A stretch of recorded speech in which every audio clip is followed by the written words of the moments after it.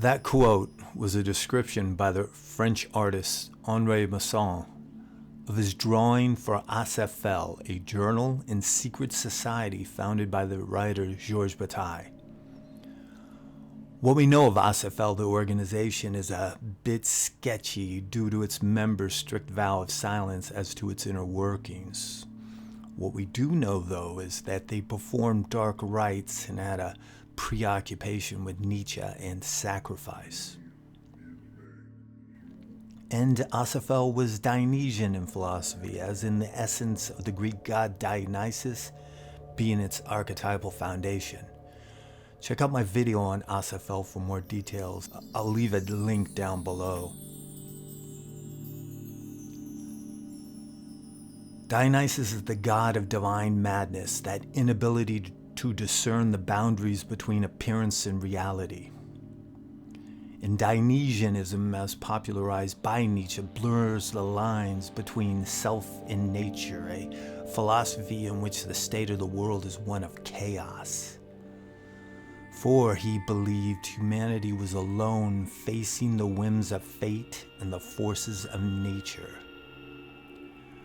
This point is very important. It's something most people refuse to face, taking refuge in faith and an afterlife, thus dying before really getting a chance to truly live.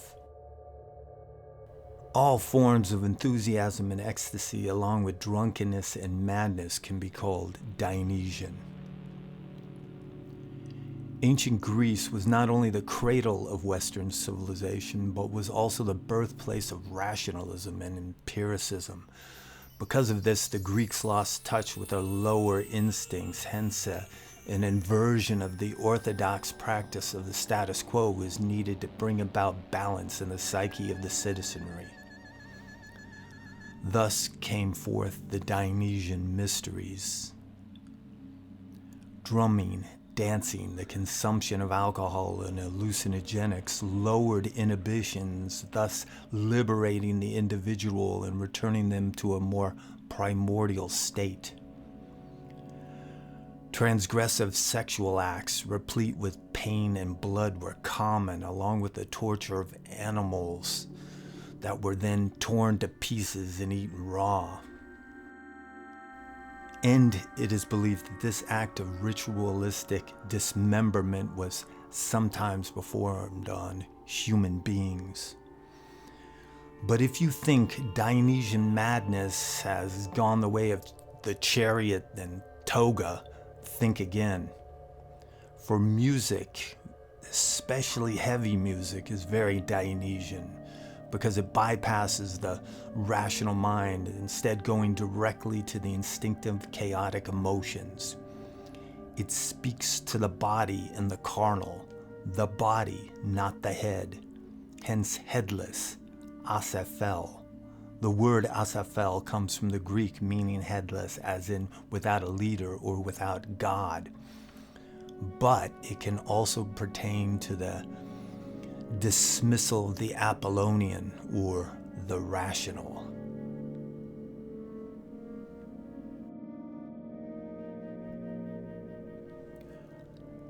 Now, within Hinduism, the equivalent to Dionysianism would be the Vamakara. The term Vamakara is tantric in origin, literally meaning left-hand path. This is the heterodox tradition in which there is no distinction between pure and impure. Everything is sacred. Vamakara entails ritual practices replete with taboo breaking that conflicts with orthodox Hinduism, such as performing ritualistic sex, eating meat, drinking alcohol, and getting fucked up. It's a process in which consciousness moves toward integration with the natural world. And a popular goddess amongst tantrics is Chinnamasta. The word Chinnamasta is comprised of two words, Chinna meaning severed and Masta meaning the head. She is a goddess depicted holding her decapitation in her left hand and a scimitar in her right. She is naked, but for a snake, a few ornaments, and a garland of skulls. 3 spurts of blood spray out at Chinnamasta's neck and are consumed by her head and 2 attendants. This is while she stands upon the Hindu god of sex and his wife as they copulate.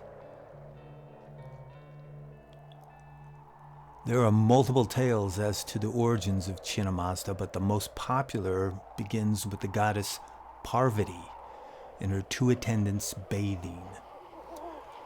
While standing in a river, feeling the flow of the rushing water over her naked body, Parvati becomes sexually aroused.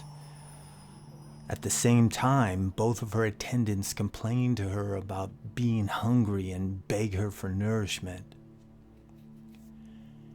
As a mother goddess, she cannot refuse their request, thus she decapitates herself with a scimitar, placing her head in the palm of her left hand.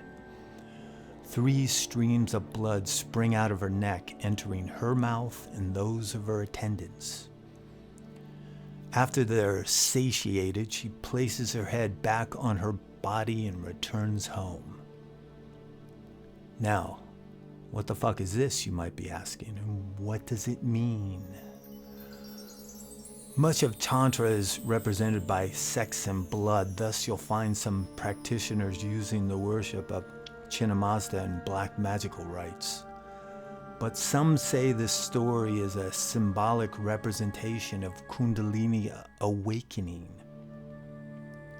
Kundalini, if you don't know, refers to the primordial energy contained at the base of the spine that is often depicted as a snake.